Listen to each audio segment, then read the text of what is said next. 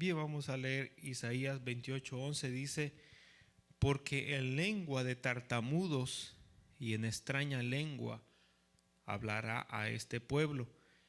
Ahora vamos a leer Isaías 32:4. Isaías 32:4, que dice: y el corazón de los necios entenderá para saber, y la lengua de los tartamudos hablará rápida y claramente. Ahora vamos a leer Isaías 33:19, que dice: no verás a aquel pueblo orgulloso, pueblo de lengua difícil de entender, de lengua tartamuda que no comprendas. Ahora vamos a leer Jeremías capítulo 5. Jeremías capítulo 5 y verso número 15. Dice: he aquí yo traigo sobre vosotros gente de lejos, oh casa de Israel, dice Jehová, gente robusta, gente antigua, gente cuya lengua ignorarás y no entenderás lo que hablare. Amén. Hasta ahí. Vamos a orar. Señor y Padre, gracias te damos por este tiempo de oración, tiempo que hemos estado aquí en tu casa buscando tu rostro. Ahora queremos, Señor amado, compartir tu palabra en estos versos que acabamos de leer. Te rogamos que seas tú enseñándonos a través de tu Espíritu Santo. En el nombre poderoso de tu Hijo te lo suplicamos en esta hora, Señor. Amén y amén. Quiero compartir un pensamiento chiquito, pequeño, hermanos. Y hemos estado hablando del tiempo de Pentecostés. Ya pasó Pentecostés, la fiesta de Pentecostés, y ya vimos, ¿verdad?, que Pentecostés, hermanos, significa, a ver quién se acuerda. En la fiesta de Pentecostés, hermanos, comencemos en primer lugar. ¿Cómo se conocía la fiesta de Pentecostés? ¿Con qué otros dos nombres se conocía también la fiesta de Pentecostés?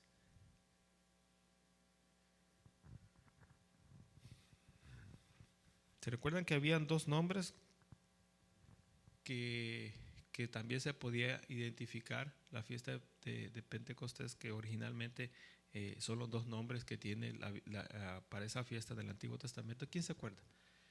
Era la fiesta de... Una era la fiesta de las cosechas, muy bien, y la otra era... se conocía como la fiesta de la cosecha o las 7 semanas, muy bien, las 7 semanas, la fiesta de las 7 semanas, o la fiesta de las semanas, o de las 7 semanas, o la fiesta de las cosechas. Ahora, hermano, fíjese bien, y trate de que no se le olvide esta parte.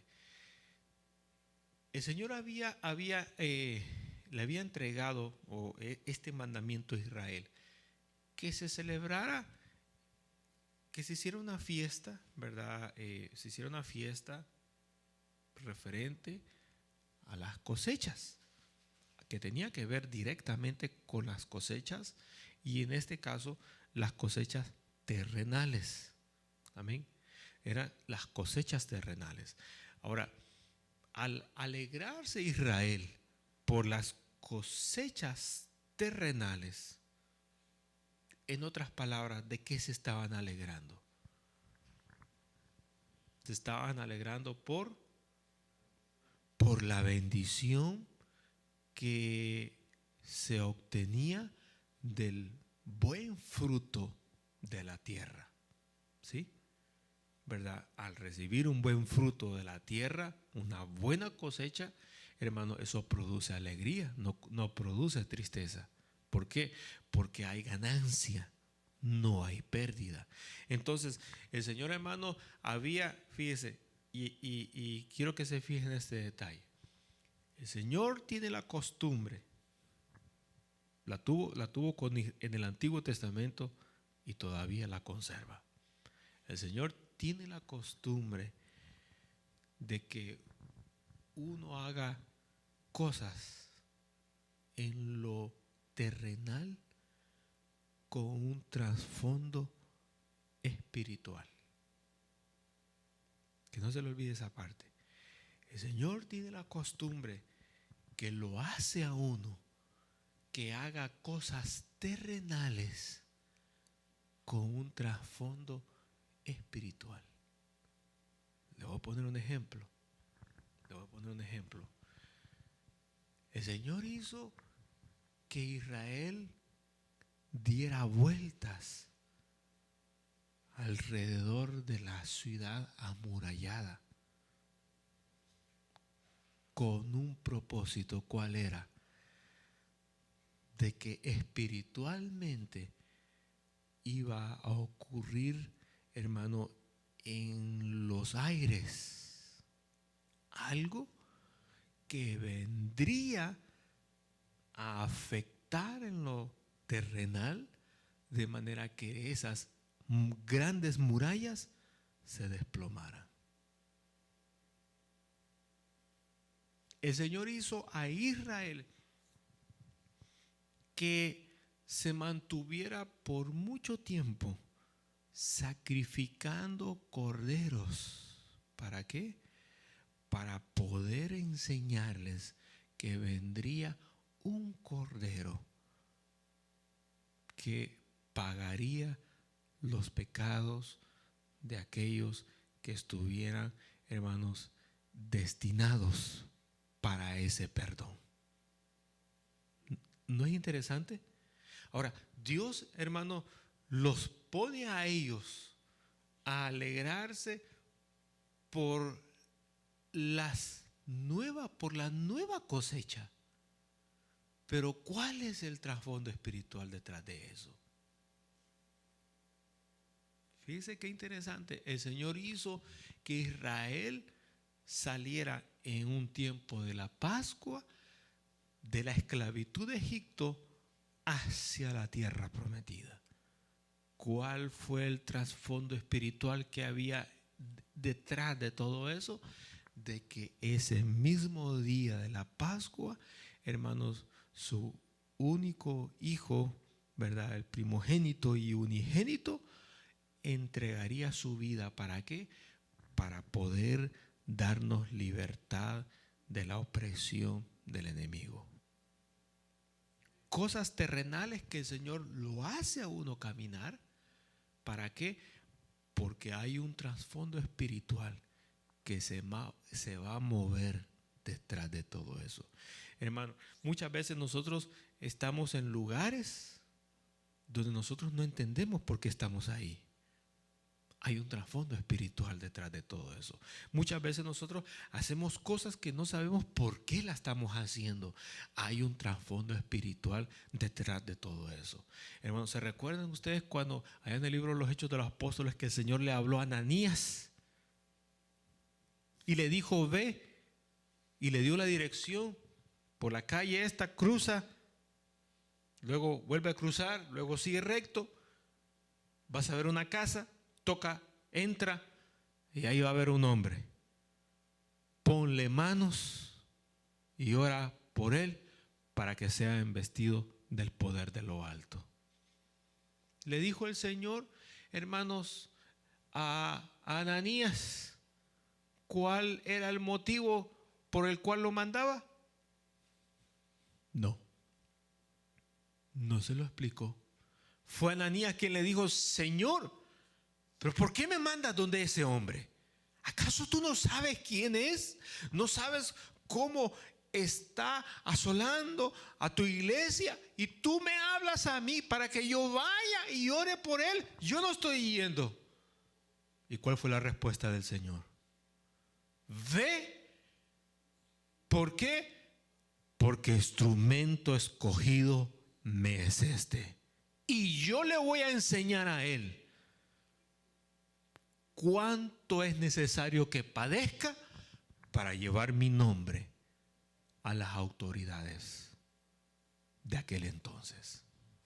Y entonces Ananías fue, y cuando llegó no le dijo Dios le bendiga, hermano Pablo, sino que le dijo, el Señor se me apareció y me ha mandado a que ponga mis manos y ore por ti para que seas investido del poder de lo alto. Llegó ahí con un poquito de, ¿verdad?, de cautela, un poquito de prudencia, porque todavía no se sentía tan convencido. Sabía que Dios le había hablado, pero no entendía lo que estaba haciendo.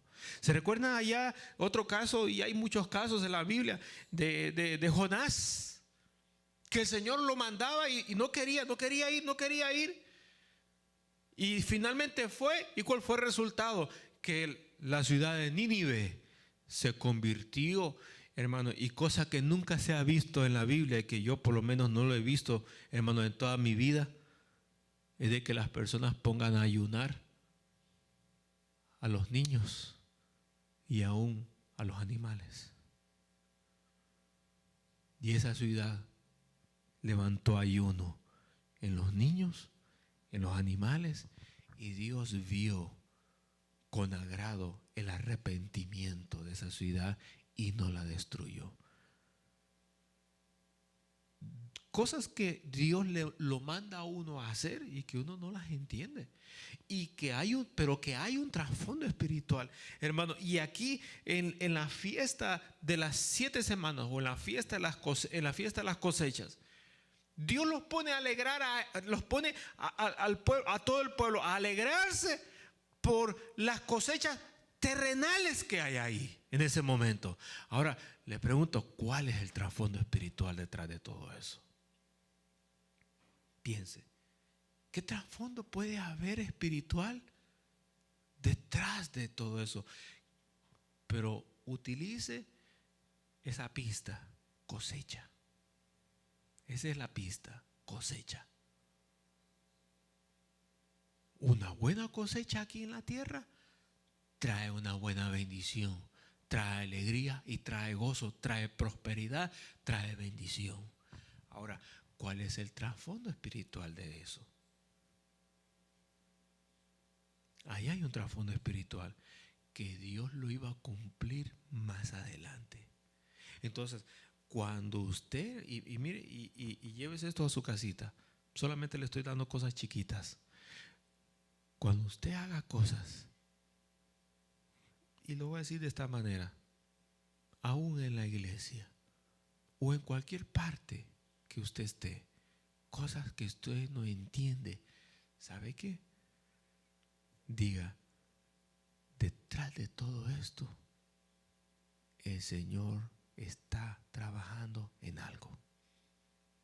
Usted no lo sabe, usted no lo entiende, pero el Señor lo está haciendo a usted trabajar en algo que tiene un trasfondo espiritual, y ahí finalmente usted va a entender por qué estaba ahí. Y usted va a entender por qué estaba haciendo esas cosas. Y usted va a comprender por qué el Señor quería, hermanos, que usted tuviera ese tipo de experiencia. Ahora, nosotros lo entendemos al final, pero muchas veces el Señor, hermanos, nos pone a hacer cosas o nos pone a decir cosas que nosotros en ese momento no las comprendemos. Pero démoslo por hecho que el Señor se está moviendo detrás de todo eso. Tiene que verlo, hermano. Tiene que verlo. Si no tiene ojos para verlo, pídale al Señor.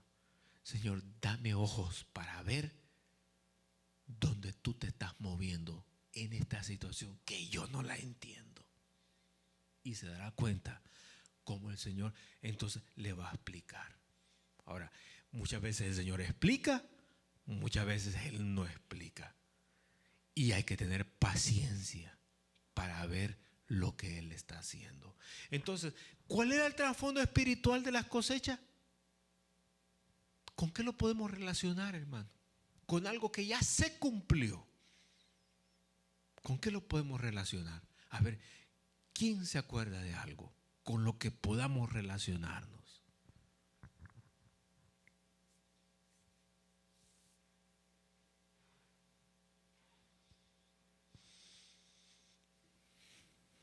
¿Un ejemplo?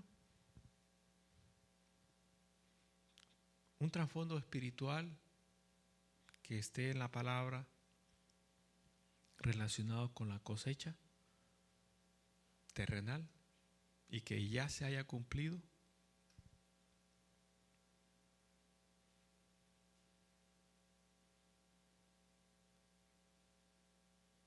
Y que por cierto, que esté asociado con el Pentecostés.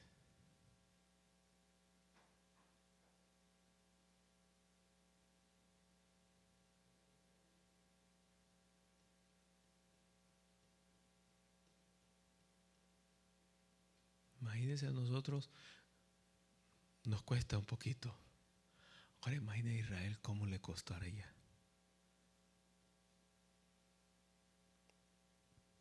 Cosas que dice la Escritura que estaban como veladas, que estaban como tapadas para ellos. Ahora nosotros estamos en un tiempo donde aquel velo se ha quitado y podemos ver claramente y entender. ¿Por qué? Porque nosotros ya vimos el cumplimiento. Ellos no vieron el cumplimiento. Para ellos era a saber cuándo lo hará el Señor, a saber cómo lo hará el Señor, a saber por qué el Señor lo hará. Eran grandes preguntas para ellos. Ahora, las respuestas a esas grandes preguntas nosotros ya las tenemos. Ahora, ¿cuál pudiera ser un trasfondo, hermano, espiritual relacionado con la cosecha y que ya se cumplió? Y que esté asociado directamente con el Pentecostés.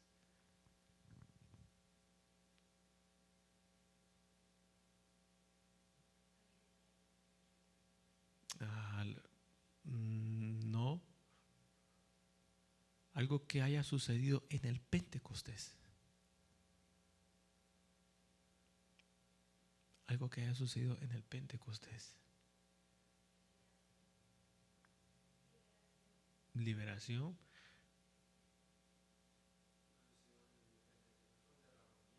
Ahora, ahí vamos cerquita.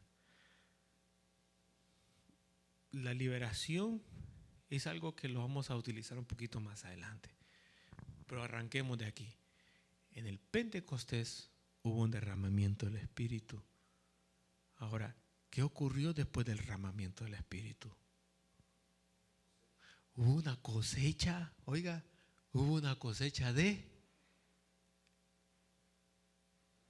almas. Hermano, en el derramamiento del Espíritu, dice la Escritura, ¿verdad? Y haciéndolo cortito, Pedro dio un mensajito. Y en ese mensajito, hermanos, hubo una cosecha de almas. Y fue una buena cosecha de almas. ¿Cuántos se convirtieron al Señor en ese tiempo? En ese momento.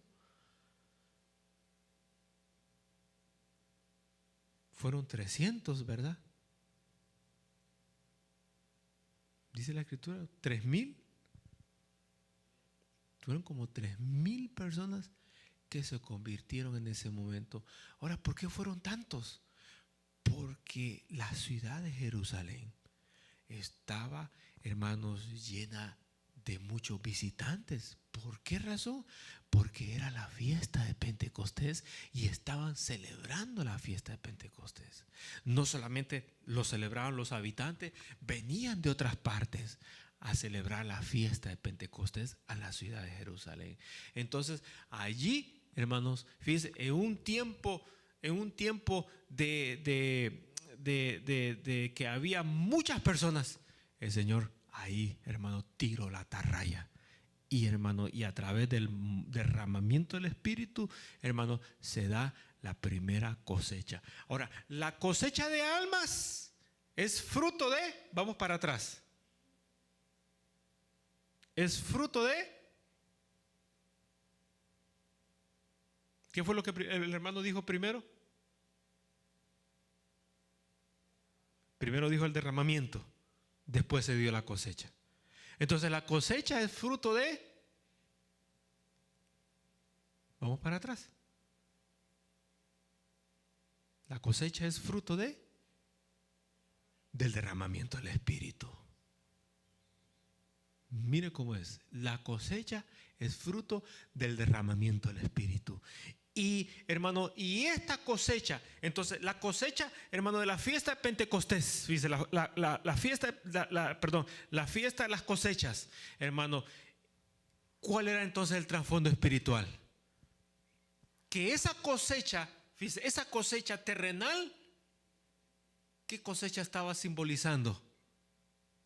Estaba simbolizando, perdón, estaba simbolizando la cosecha de almas, que era la cosecha espiritual. ¿Sí? La cosecha terrenal simbolizaba la cosecha espiritual de las almas.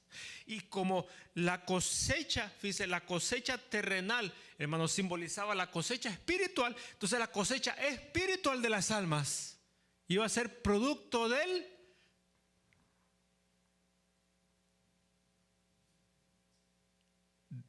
derramamiento del Espíritu Santo. Entonces, en la fiesta de las semanas, de las 7 semanas, o la fiesta de las cosechas, ahí el Señor da una pauta de que esa fiesta iba a estar vinculada y tenía que ver con el derramamiento del Espíritu Santo. Estaba bien escondidita.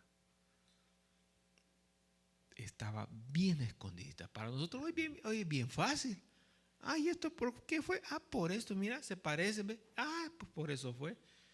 Pero para Israel era bien difícil comprenderlo. Ahora, ya ahora que entendemos la fiesta de las 7 semanas o de las cosechas, fíjese, aquí en Isaías, los versos que leíamos en Isaías y en Jeremías, ¿qué cosa nueva usted ve ahora? En los versos que leíamos, ¿qué cosa nueva usted ve ahora?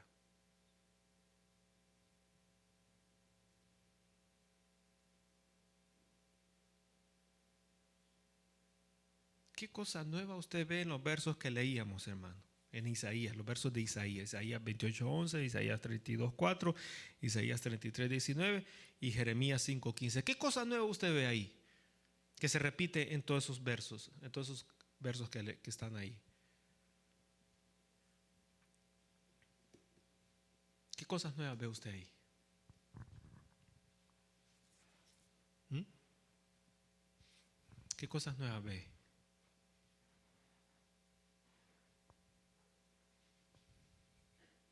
Véalo, véalo, véalo, véalo. ¿Qué cosas nuevas ve usted ahí?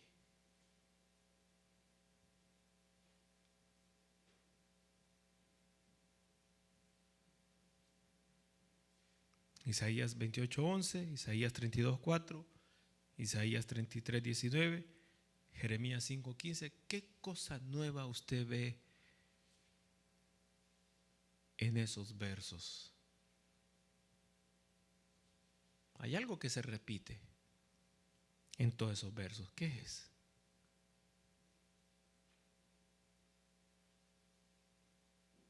¿Qué es?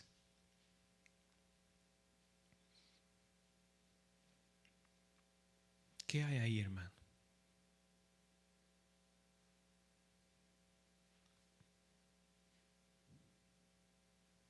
¿Qué hay ahí en esos versos?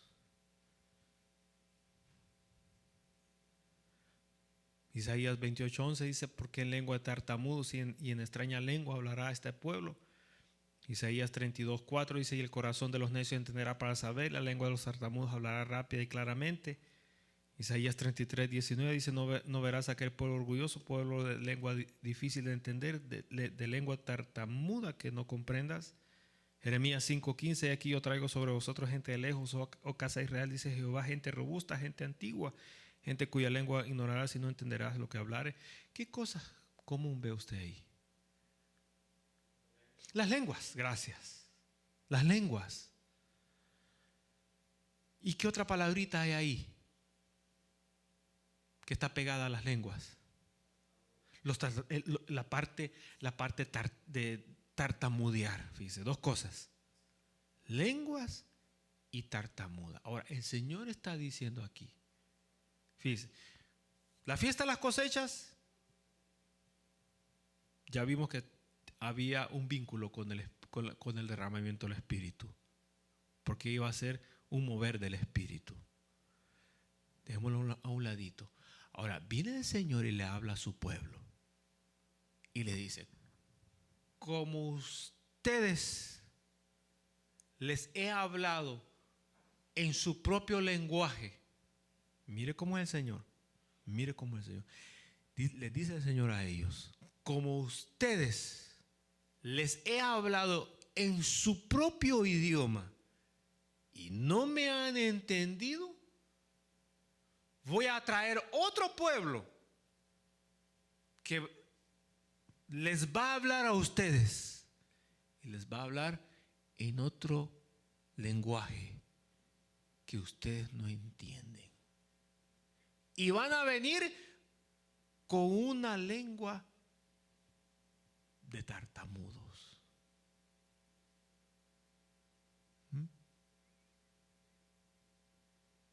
Israel se quedó, ¿cómo es esto? Que Dios nos va a mandar a otro pueblo que nos hable a nosotros. Y nosotros no vamos a entender el idioma de ellos. Y que nos van a estar hablando como tartamudos. ¿Qué será eso? ¿Qué será eso? Ahora, el Señor en ningún momento les está diciendo, voy a derramar el Espíritu, voy a hacer esto, sino que simplemente les da una pista. Lengua que ustedes no entienden y tartamudos. Ese es el pueblo que yo voy a traer. Y dice el Señor, voy a traer de lejos. Y ustedes ni conocen quiénes son.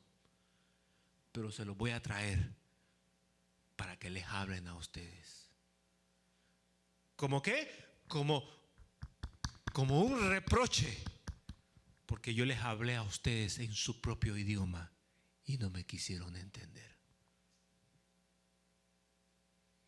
A veces nosotros, a veces cuando castigamos a los hijos, decimos, ¿verdad? O cuando nos castigaban, nos decían, ¿no me entendés lo que te estoy diciendo? ¿Hay quien se acuerda?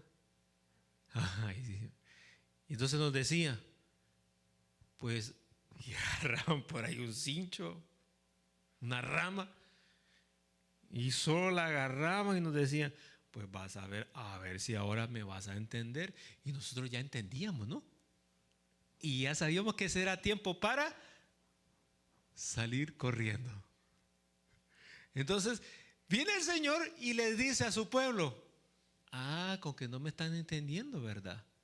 Y les estoy hablando en su propio idioma. Pues hoy les voy a traer otro pueblo que les va a hablar en un idioma que ustedes no le van a entender. Y van a ser tartamudos. Porque yo les he hablado claro. No he sido tartamudo con ustedes. Pues entonces estos van a hablar en otro idioma. Y van a ser tartamudos. Y ustedes se van a quedar pensando, ¿y qué nos están diciendo? Y ustedes se van a quedar pensando, ¿por qué lo deseché a ustedes y preferí escoger a otro pueblo?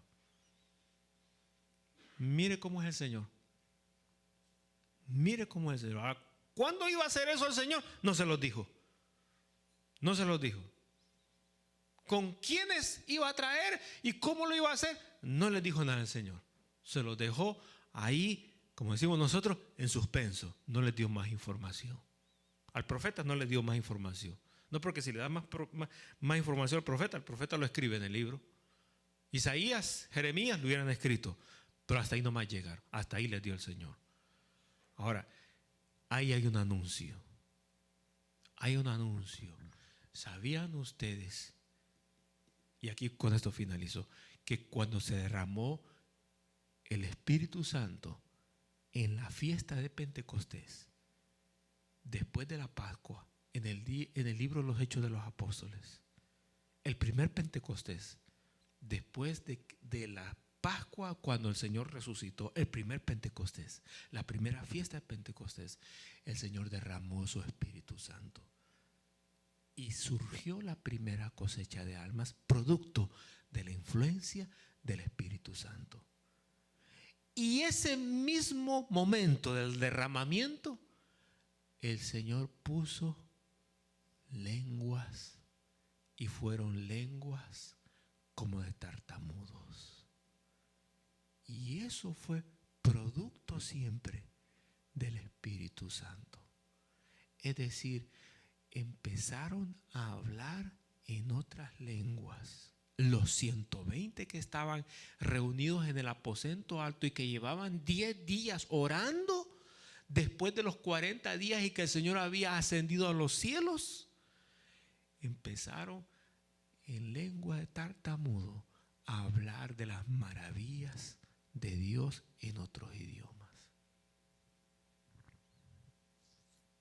Ellos no sabían lo que iba a pasar. Ellos no tenían ninguna idea. Simplemente fueron obedientes al Señor cuando les dijo: váyanse a orar y esperen la investidura de lo alto. No sabían cuándo, cómo, estaba escrito, pero que iba a tener fiel cumplimiento en la fiesta de Pentecostés.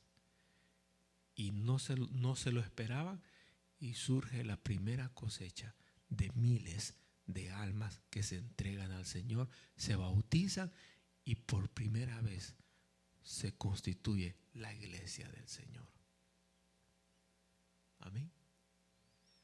Ahora, ya vimos la cosecha, ya vimos las lenguas de tartamudo. Primero Dios, en la próxima reunión vamos a ver otro detalle que también tiene que ver con la fiesta de Pentecostés.